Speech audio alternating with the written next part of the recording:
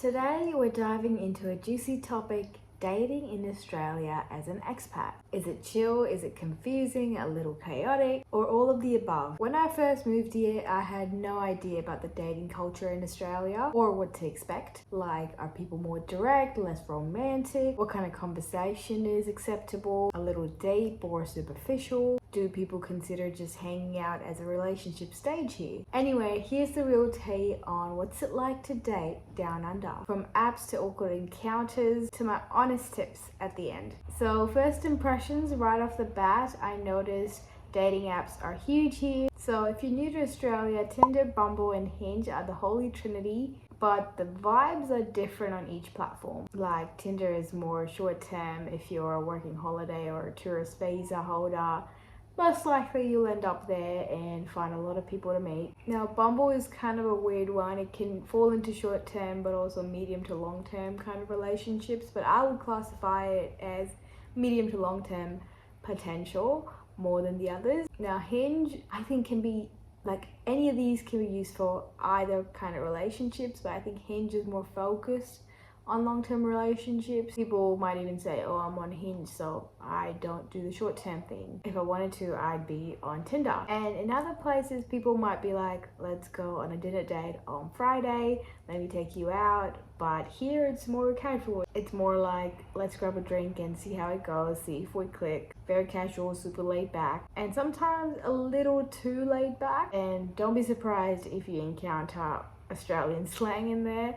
I've made a whole video about the phrases that might come up, and you know, if someone says, yeah, sweet as, that means cool, not sweet as something, not like they forgot to finish the sentence. But usually the conversation goes about weekend plans, about what you like to do when you're free, what's your job, what are you doing in Australia, just a few things to kick it off if you're wondering what kind of conversation you need to bring up. So yeah, like I said, dating in Australia is very casual. Like, you might be seeing someone for weeks and not know if you're still dating. Everyone's so chill here, even about feelings and relationships. You're not gonna come across the intense, deep connections, at least not easily. It'll take a long time, and people try to avoid the what are we conversations early on. They actually like not knowing. It's more of a sweet burn kind of a situation here that's more common, I would say, which can be refreshing or frustrating if you're used to more direct communication. And ghosting, sadly, is still a thing even here. And in true Aussie fashion, it's done politely as well. Like a final, sorry, I've been flat out with work, before disappearing forever. But let's dive a little deeper on talking stages and exclusivity here. The talking stage in Australia can last a while. Some people are super comfortable not defining things at least 2 to 3 months in. There's an unspoken vibe about let's not rush anything. And if you bring exclusivity too early on, it might scare people off. So it really takes patience or psychic powers. I'm just kidding. But casual relationships are a thing here, especially because I think there are a lot of people moving in and out of Australia all the time. Like, people will be here for summer, then gone by winter, or they'll be here on a working holiday visa for 1 or 2 years. So it's quite common when you just have temporary residence in a place, I feel. So you can even be in a full exclusive relationship for like a year maybe. You'd find out you're just vibing because the intention from the beginning was, I'm gonna leave. Why did you have to get so serious with me? Or that, I don't know, some people just prefer it that way even though they're staying in the same place for a while. But it's good to know what you want out of dating, because then you can express it and know if you align or not. It's okay to be like, yeah, I'm not looking to rush things, but I do want a serious, meaningful, exclusive relationship. And be really clear with that, because if you steer away from that, I think it can be taken the wrong way and you might be sending the wrong message about what you truly want, and you don't want that. Even though you don't have to be full on straight away, you can still put it out there that maybe short-term things aren't your cup of tea and that's not what you're looking for, and not looking to waste your time perhaps. So you can be direct in your expectations, but just don't rush the actual relationship, because you don't actually know if you truly like someone until a couple months in, but it can still hurt when you've been seeing them consistently for a couple of months just to know that they've been doing the same with other people and you haven't. So be clear with where you stand with people without actually asking them in the first few months. Just observe their actions and how they treat you. That's what really matters at the end of the day. And if you both end up in the same spot after a couple of months, there you have it. Now let's talk about dating expectations and romance in Australia and its culture. One thing I noticed was dating kind of feels equal. You will hear this a lot from women here, is that Australian guys don't have a habit of making the first move. So sometimes you will have to, I guess, prompt them to pick you up, pick a place, you know, drive you out there, drive you home. You'll have to prompt things like, I have no idea how to get there, or can you get me home, or have you heard about this place, when they say, what would you like to do? Some people do take initiative, but don't expect it.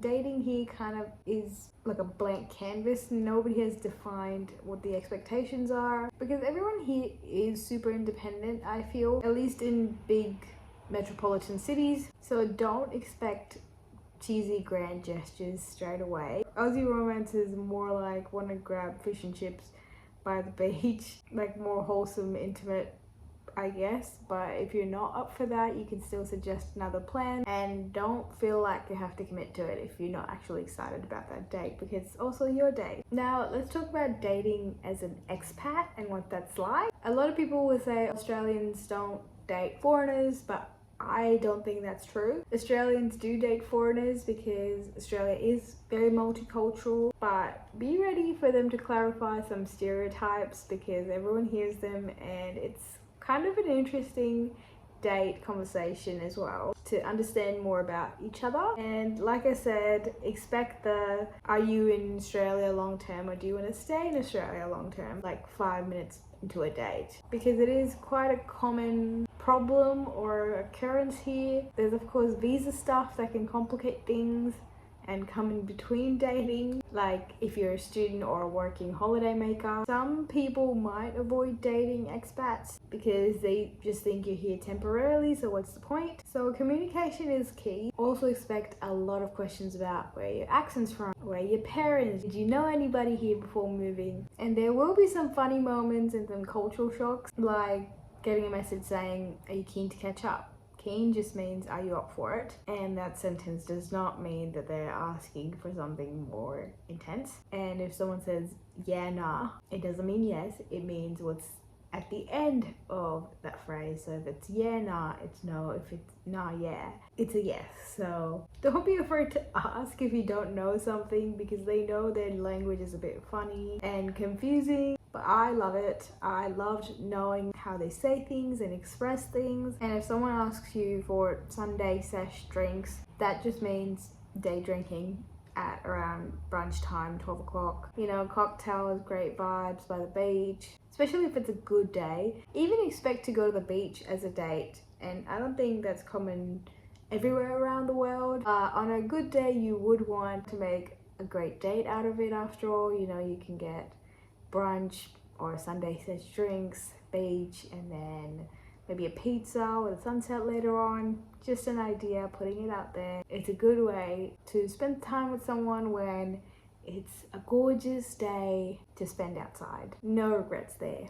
So would I recommend dating in Australia as an expat? Yes, but if you learn to enjoy it and not take things seriously too fast, it can be good. It's fun, chill, and you'll learn a lot about others and yourself. Just know the vibes may be different from where you're from or what you're used to. Don't expect fast timelines or grand gestures unless they're love bombing you, which also steer clear of that. Don't believe everything. And keep your sense of humor, because Aussies love a good joke and they will test it too. Dating in your 20s is especially hard.